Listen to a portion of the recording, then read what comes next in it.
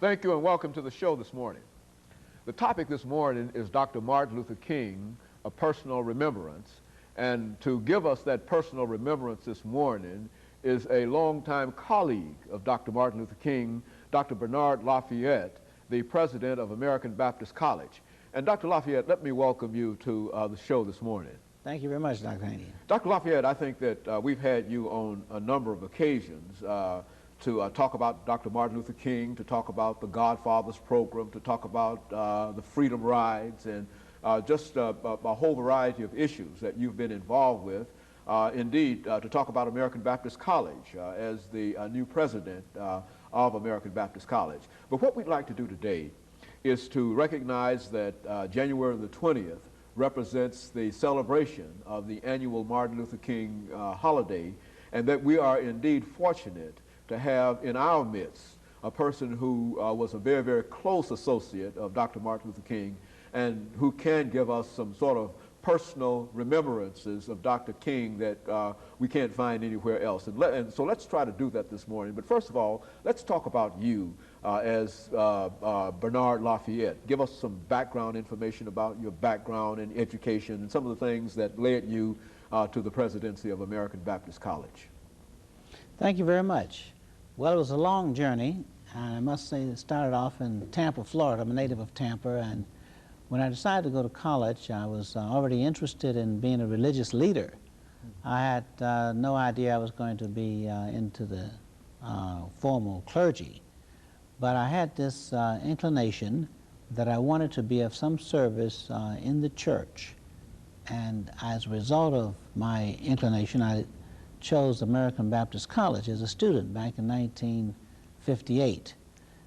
I was in Nashville where I actually started my involvement in the movement on a formal level of working with the students here at Tennessee State and at Fisk University and Meharry, and actually Peabody and Scarrett had students, and also from Vanderbilt, involved in the sit-in movement.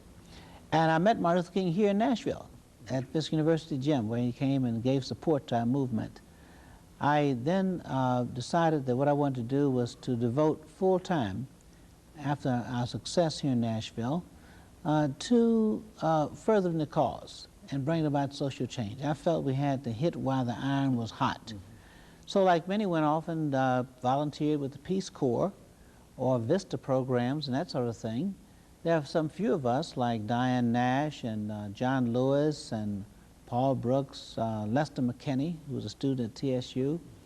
We decided that we were going to spend some time, maybe take off for a couple of years, and work full-time on a voluntary basis with SNCC, the Student Nonviolent Coordinating Committee.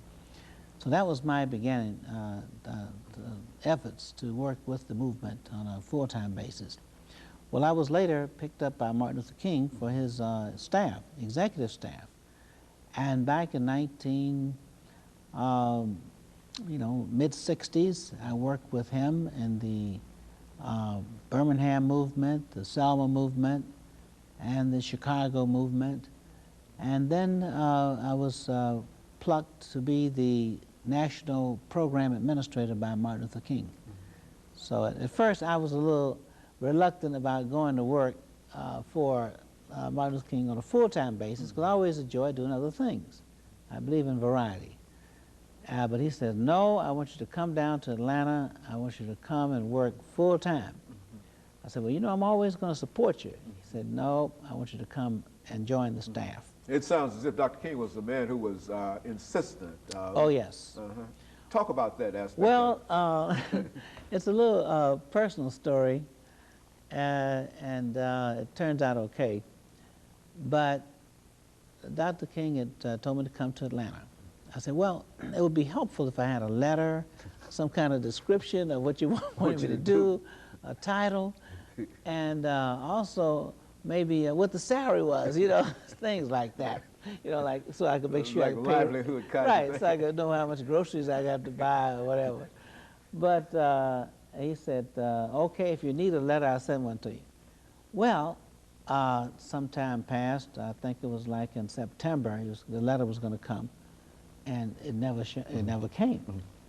So I there was a crisis in Boston, Massachusetts, with the NSP, Neighborhood Service Projects. I think it was under President Johnson.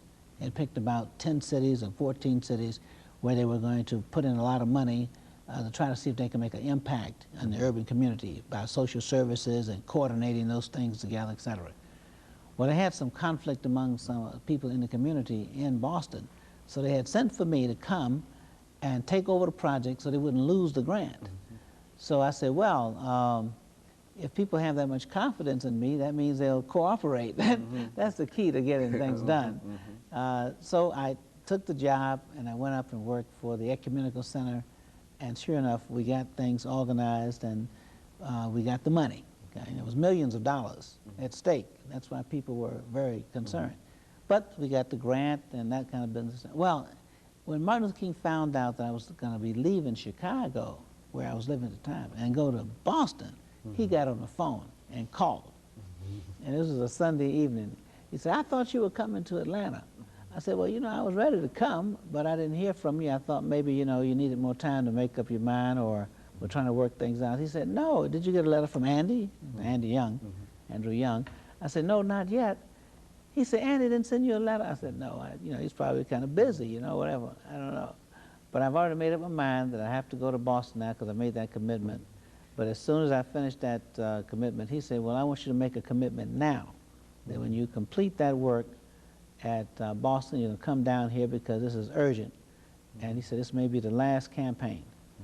And I took him very seriously, and no sooner than I finished that project, I made a commitment for 3 months when I was in Boston.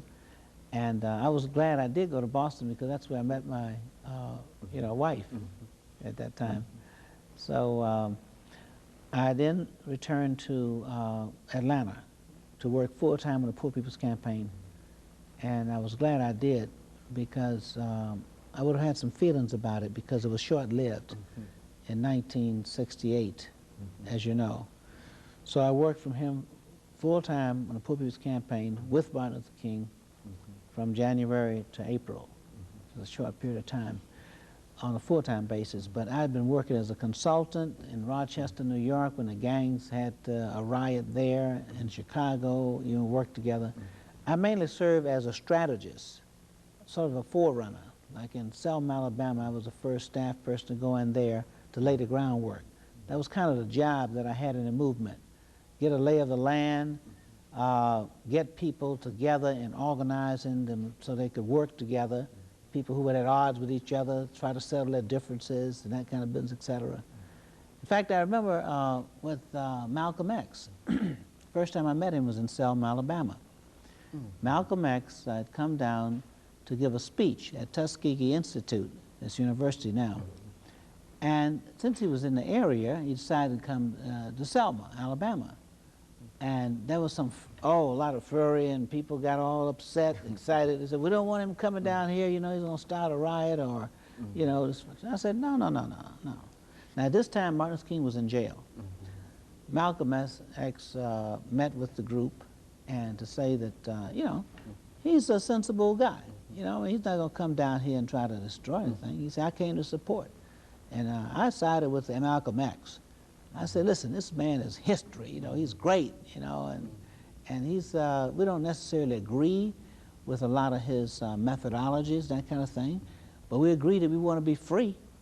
So we might not agree on the method, but we agree on the goal, and he would be respectful of our approach to this problem.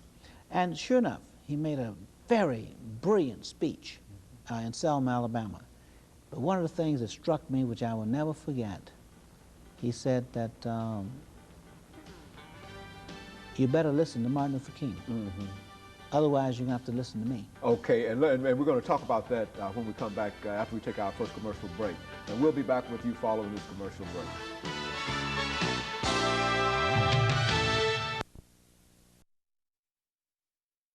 BLaFayette, the president